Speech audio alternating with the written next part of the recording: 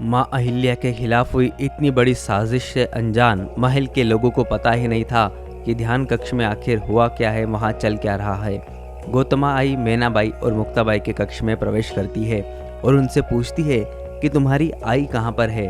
तब मैनाबाई कहती है कि आई साहब तो पूजा करने के बाद ध्यान कक्ष में मालेराव जी के साथ चली गई थी। हमने भी उनसे कहा था कि आई साहब हम भी आपके साथ आना चाहते हैं, पर आई साहब ने हम लोगों को वहाँ पर नहीं आने दिया। देर काफ़ी हो चुकी थी, इसलिए परिवार के लोग परेशान हो रहे थे, पर ध्यान कक्ष में जो मंजर था वह काफ़ी खौफनाक था। मालवा के लोग और भक्तगण दरवाजे को तोड़कर माँ अहिल्या और मालेराव के साथ क्या हुआ है यह जानने का प्रयास कर रहे थे, परंतु वह दरवाज़ा इतना मोटा और मजबूत था कि वह किसी से टूट नहीं रहा था।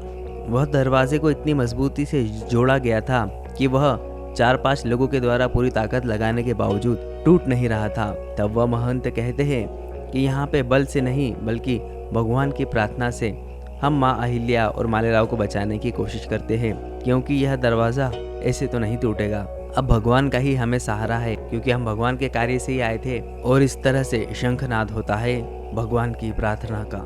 यहीं तुकोजी बाबूजी और यशवंतराव, जो कि दोनों लोगों को कैद कर लिया गया था, अब वह चंद्रावत के सैनिक उनके पास आते हैं और तुकोजी बाबूजी और यशवंतराव को जान से मारने की कोशिश करते हैं। पर तभी अचानक तुकोजी बाबूजी को होश आ जाता है और वह बच जाते हैं। फिर यहाँ पर यशवंत भी होश में आ जाते हैं और फिर चंद्रावत के आदमियों और दोनों के बीच बहुत खतरनाक मुठभेड़ होती है। तुकोजी बाबूजी और यशवंत बड़ी वीरतापूर्वक लड़ते हैं और उन आदमियों को हरा देते हैं। एक आदमी उनकी पकड़ में आ जाता है, जिससे वह सच कबूल करवाने वाले होते हैं कि यह साजिश आखिरकार रची किसने। परंतु तभी दूसरा आदमी आके उस आदमी को बचाकर ले जाता है। अब तुकोजी भाऊजी और यशवंत उस कैद खाने से बाहर आकर जंगल की तरफ जाते हैं और देखते हैं कि काफ़ी देर हो चुकी है। तब उन्हें वहाँ पे अपने 2 घोड़े भी खड़े हुए मिलते हैं और वह तेजी से उनके ऊपर बैठकर माँ अहिल्या को बचाने के लिए प्रस्थान करते हैं। यही वाड़े में बताया जाता है कि गुणोजी इतना बड़ा जघन्य अपराध करके ऐसे लौट रहा था कि जैसे मानो उसने कुछ किया ही नहीं हो। वह दबे पाव वाड़े के दरवाजे से आता है, पर तभी एक और कुटिल बुद्धि का व्यक्ति हरिपंत से वह टकरा जाता है। हरिपंत लगता है सब कुछ जानता था गुणोजी के बारे में। हरिपंत इशारों ही इशारों में गुणोजी से बात करता है और वह बता देता है कि मुझे पता है कि तुम क्या करतूत करके आए हो। हालांकि हरिपंत डायरेक्ट नहीं कहते कि तुमने क्या किया है, पर वह इशारों में गुणोजी को कह देते हैं कि तुम्हारी हर हरकत की मुझे खबर है। यह आदमी कोई बहुत ऊंची चीज है, बहुत चालाक लग रहा है यह वक्त, इससे मुझे होशियार रहना पड़ेगा, थोड़ा बच के और संभल के बात करनी पड़ेगी। तब हरिपंत गुणोजी को समझाता है कि आपका और मेरा लक्ष्य एक ही है। जो आपका दुश्मन है वह मेरा भी दुश्मन है। आज मैं आपकी यह बात छुपा रहा हूँ, जरूरत पड़ने पर आप भी कभी मेरे इसी तरह से काम आइएगा। इसी तरह यह दोनों माँ अहिल्या के दुश्मन आपस में समझौता कर लेते हैं कि अभी मैं तुम्हारी मदद कर रहा हूँ, समय आने पर बाद में तुम मेरी मदद करना।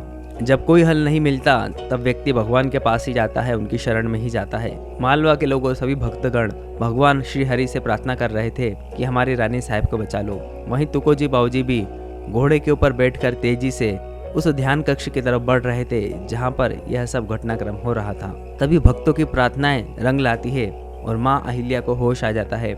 वह मालेराव को भी उठाती है और जहरीले से धुएं से बचाव के लिए माँ अहिल्या एक सूती कपड़ा फाड़ के उसे नाक और मुंह पर लपेट लेती है, जिससे कि जहरीला धुआं उनकी सांसों में प्रवेश करने से रुक जाए। भक्तगण निरंतर प्रार्थना कर रहे थे और उसका परिणाम अंदर दिख रहा था। माँ अहिल्या और मालेराव फाइनली अपने पैरों पर खड़े हो जाते हैं। तभी मालेराव को वह छेद दिख जाता है जहाँ से वह जहरीला धुआं आ रहा था। वह उसमें ध्यान कक्ष में रखी दरियों को भरकर उस छेद को बुझा देते हैं, पर अभी भी कक्ष में काफी सारा धुआं था। जल्दी ही यहाँ से बाहर निकलना जरूरी था, नहीं तो माँ अहिल्या और मालेराव के प्राणों पर संकट आ सकते थे। तभी मालेराव को चेन से बंधी हुई एक घंटी दिख जाती है। मालेराव उस चेन को उस ध्यान कक्ष के मजबूत दरवाजे पर अटकाकर उसे जोर लगा के खींचते हैं। माँ अहिल्या भी मालेराव के साथ जोर लगाती है, पर वह दरवाजा टस से मस नहीं हो रहा था।